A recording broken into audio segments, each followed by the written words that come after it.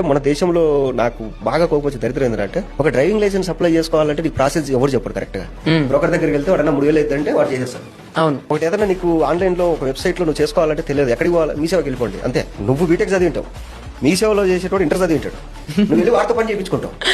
తెలియదు నీకు. మన గవర్నమెంట్ ఏం చేసిందంటే జనాలు ఎడ్యుకేట్ అయితే ఫ్యూచర్ లో రాజకీయాలు దెబ్బతింటాయి కాబట్టి ఈ నా కొడుకు రాజ్యాంగం అంటే ఎందుకు తెలియకూడదు, ఒక గవర్నమెంట్ ప్రాసెస్ ఏంటో తెలియకూడదు, ఇది తయారు చేసి పడేసి. ఇప్పుడు చిన్నపిల్లలు ఉన్నారు, మీరు చెప్పినట్టు రేపు అటెంప్ట్లు అవి జరుగుతున్నాయి, వాడికి 7th క్లాస్ నుంచి సిలబస్ పెట్టండి పోక్సో యాక్ట్ కింద, వాడికి తుచ్చు పడుతుంది.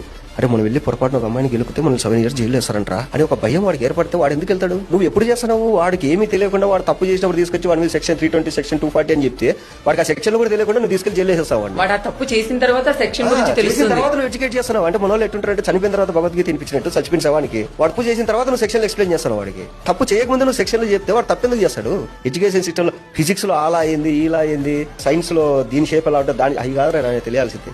మన కాన్స్టిట్యూషన్ ఏంది, రేపు మనం ఏదైనా తప్పు చేస్తే మనం ఎలా రియాక్ట్ అవ్వాలి, లేదా మన మీద ఏమైనా జరిగితే మనం ఎలా కంప్లైంట్ ఇచ్చుకోవాలి, మన ఫ్యూచర్ లో మనం అసలు ఏం తింటే బాగుపడతాం, మన హెల్త్ బాగుండాలంటే మనం ఇది కదా ఎడ్యుకేషన్ అంటే. నువ్వు ఏదేదో సోది పనికిరాందంతా చెప్పి ఆ సబ్జెక్ట్ లో పేర్లు కూడా గుర్తుండవు ఎవరికే కానీ. అంటే కరెక్ట్ ఎడ్యుకేషన్ లేక ఇలాంటివన్నీ జరుగుతాయి. ఎడ్యుకేషన్ లో ఇవి పెట్టాలి, ఇవన్నీ ఉండాలి.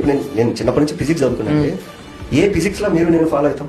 అమీబా షేప్ ఇలా ఉంటది, ఏం చేసుకుంటారు మీరు అమీబా షేప్ తెలుసుకొని? ఎందుకు ఎన్ని దానివల్ల ఏం దమ్ముడి ఉపయోగం ఉందా మనకి ఏమన్నా? నువ్వు చిన్నప్పటి నుంచి ఈ సబ్జెక్టులు పెట్టి ఉద్యోగాలు కనీసం పనికొచ్చేది చెప్పాలి కదా. అట్లా నాకు మొన్న ఆర్సీ అప్లై చేస్తే సేమ్ ఇంతే, మీరు ఈ పంపించేసేయండి, బ్రోకర్ అప్లై చేస్తాడు, అది ఇది అని చెప్పి వాడు ఒక అడ్రస్ పెట్టాల్సింది ఇంకొక అడ్రస్ పెట్టి ఇదంతా ఎప్పుడు అనిపించింది కూడా. అమ్మ కనీసం ఇంత చదువుకున్నా నేను ఆర్సీ ఆన్లైన్ లో అప్లై చేసుకోలేనా? ఇంత దరిద్రంగా తయారు చేశారు కదా మన ఎడ్యుకేషన్ సిస్టమ్ నన్ను అనిపిస్తుంది.